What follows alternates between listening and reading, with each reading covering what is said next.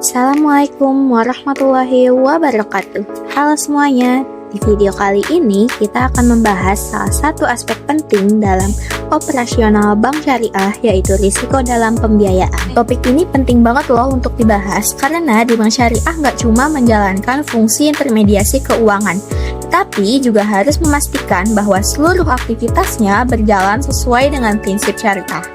Maka dari itu, pengelolaan risiko menjadi hal yang sangat krusial. Risiko pembiayaan adalah kemungkinan terjadinya kerugian yang dialami bank akibat kegagalan nasabah dalam memenuhi kewajibannya untuk membayar kembali dana yang telah dibayarkan oleh bank. Risiko ini nggak cuma merugikan secara finansial, tapi juga bisa berdampak pada kepercayaan publik terhadap bank syariah itu sendiri. Beberapa jenis risiko utama yang dihadapi oleh bank syariah antara lain risiko pembiayaan atau credit risk. Risiko ini merupakan risiko gagal bayar oleh nasabah atas pokok maupun bagi hasil. Risiko pasar atau market risk.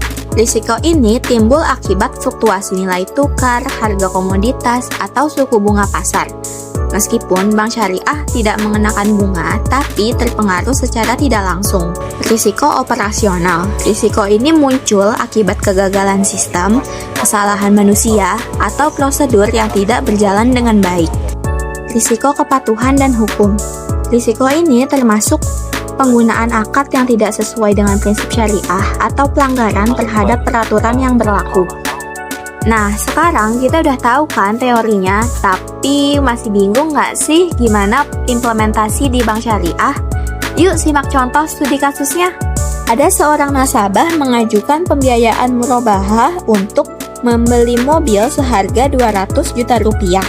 Bank syariah pun menyetujuinya, lalu membeli mobil tersebut dan menjualnya kembali kepada nasabah dengan margin keuntungan 20 juta rupiah. Sehingga total harga jualnya sebesar 220 juta rupiah dibayar secara cicilan selama 3 tahun. Namun setelah 1 tahun berjalan, usaha nasabah mengalami penurunan omset drastis. Nasabah pun tidak sanggup membayar cicilan selama 3 bulan berturut-turut. Nah, berbeda dengan bank konvensional yang mungkin langsung mengenakan bunga dan denda keterlambatan, bank syariah nggak boleh mengambil keuntungan dari musibah atau kesulitan pihak lain. Maka, solusi penyelesaiannya harus sesuai dengan prinsip keadilan dan tolong-menolong atau ta'awun. Berikut langkah-langkah penyelesaian yang bisa dilakukan oleh bank syariah. Restrukturisasi pembiayaan. Bank dapat menawarkan rescheduling, yaitu menjadwal ulang pembayaran. Misalnya, memperpanjang tenor menjadi 4 tahun atau menyesuaikan jumlah cicilan bulanan agar lebih ringan sesuai kemampuan nasabah. Reconditioning.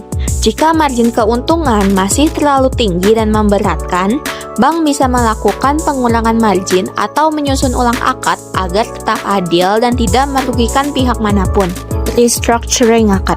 Jika nasabah masih memiliki itikat baik tetapi tidak memiliki arus kas, akad bisa diubah menjadi bentuk lain.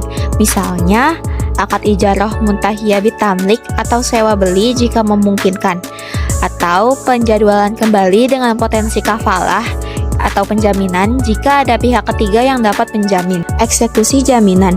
Jika semua langkah musyawarah gagal dan nasabah wan prestasi, bank dapat mengeksekusi jaminan secara adil dan sesuai prosedur hukum, namun tetap menghindari riba atau praktik yang melanggar prinsip syariah. Dari studi kasus tersebut, kita bisa melihat bahwa bank syariah dituntut untuk proaktif dalam menjaga kelangsungan pembiayaan.